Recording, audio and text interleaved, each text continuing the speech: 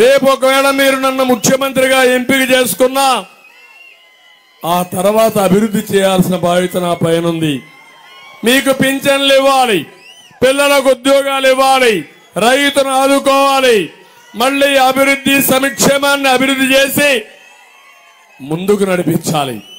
దానికి కేంద్ర సహకారం కూడా అవసరం.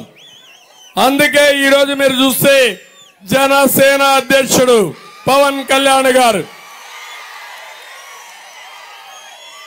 మొట్టమొదటి నుంచి ప్రతిపక్షాల ఓట్లు డివైడ్ కాకూడదు, జగన్మోహన్ రెడ్డి ఇంటికి పంపిస్తేనే ఈ రాష్ట్రానికి భద్రత రక్షని ముందుకు వచ్చిన వ్యక్తి జనసేన అధ్యక్షుడు పవన్ కళ్యాణ్ గారు. అవునా కాదా?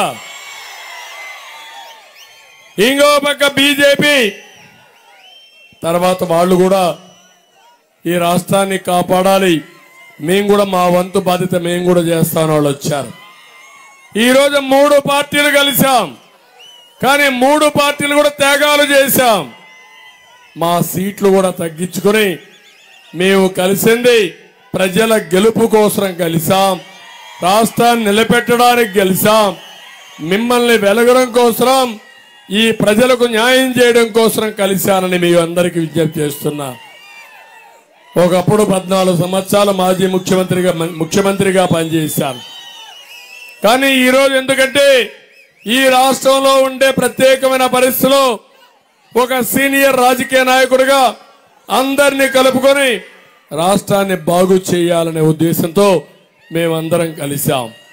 ఇప్పుడే మైనారిటీ సోదరులకు ఒకటే విజ్ఞప్తి చేస్తున్నాను. ఏం తమ్ముళ్ళు, 95 నుంచి నేను ఎన్డీఏలో ఉన్నాను, 2014-19 ఎన్డీఏలో ఉన్నాను. ఇక్కడుండే ముస్లిం సోదరులకు ఎవరికైనా అన్యాయం జరిగిందా అని మిమ్మల్ని అడుగుతున్నా. ఎప్పుడన్నా చేశావా అని మిమ్మల్ని అడుగుతున్నా. హైదరాబాద్ లో ఉర్దూ యూనివర్సిటీ పెట్టింది నేను, అవునా కాదా అని అడుగుతున్నాను. అది కూడా వాజ్పేయి గారు ముఖ్యమంత్రిగా ఉన్నప్పుడు. ఆ తర్వాత హజ్ హౌస్ కట్టి నేరుగా హైదరాబాద్ నుంచి మక్కాకు పంపించే ఏర్పాటు చేసిన పార్టీ తెలుగుదేశం పార్టీ. ఇదే కాదు, ఏదైతే మైనారిటీలకు అవసరమైన ఉర్దూ 2వ భాష కింద 13 జిల్లాల్లో ప్రారంభించిన పార్టీ తెలుగుదేశం పార్టీ. విభజన జరిగిన తర్వాత దుకాన్ और మకాన్ ఇచ్చాం, దుల్హానిచ్చి ఆడబిడ్డలకు పెళ్లిళ్లు చేపించాం.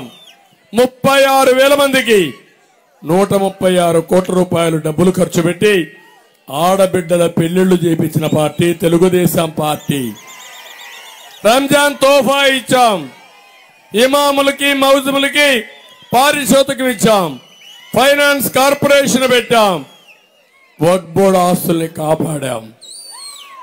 ఈరోజు మీరు చూస్తే 14లో 4% రిజర్వేషన్ ఉన్నాయంటే, సుప్రీంకోర్టులో ఉందంటే అడ్వకేట్లు పెట్టి మీ తరపున వాదించిన పార్టీ తెలుగుదేశం పార్టీ, తెలుగుదేశం ప్రభుత్వాన్ని మా మైనారిటీ సోదరులకు హామీ ఇస్తున్నా. ఇప్పుడు మాట్లాడుతున్నాడు జగన్మోహన్ రెడ్డి సైకో, ఇంటింటికి వచ్చి విష ప్రచారం చేస్తున్నాడు.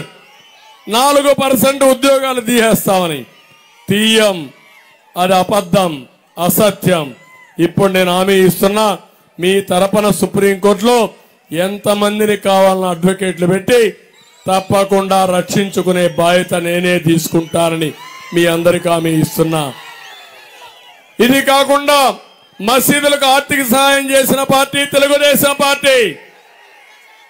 మసీదులు కొట్టేస్తారని తప్పుడు ప్రచారం చేసే పరిస్థితికి వచ్చారు. మసీద్ నేను ఒకటి అడుగుతున్న మైనారిటీలకి, మీకు రక్షణ ఇచ్చిన పార్టీ తెలుగుదేశం పార్టీ, మీ మీద దాడులు చేసిన పార్టీ వైఎస్ఆర్ కాంగ్రెస్ పార్టీ. ఇక్కడే అబ్దుల్ సలాం, ఏం తమ్ముళ్ళు నంద్యాలలో ఏం జరిగింది తెలుసు కదా మీకు. దొంగ కింద ముద్రేసి ఆయన్ని వేధించి కడాన బతకలేక భయపడిపోయి ఆత్మహత్య చేసుకోవాలంటే, ఒక్కడే చేసుకుంటే భార్యను ఏం చేస్తారని భయపడి, భార్యాభర్త చేసుకోవాలంటే పిల్లలు ఏమవుతారని భయపడి, నలుగురు వెళ్ళి రైల్వే ట్రాక్ మీద పిల్లల్ని కట్టేసి బలవంతపు మరణం చేసుకున్నారంటే ఆలోచించండి ఎంత వాడు బాధపడ్డాడో. అబ్దుల్ సలాం అని అడుగుతున్నా.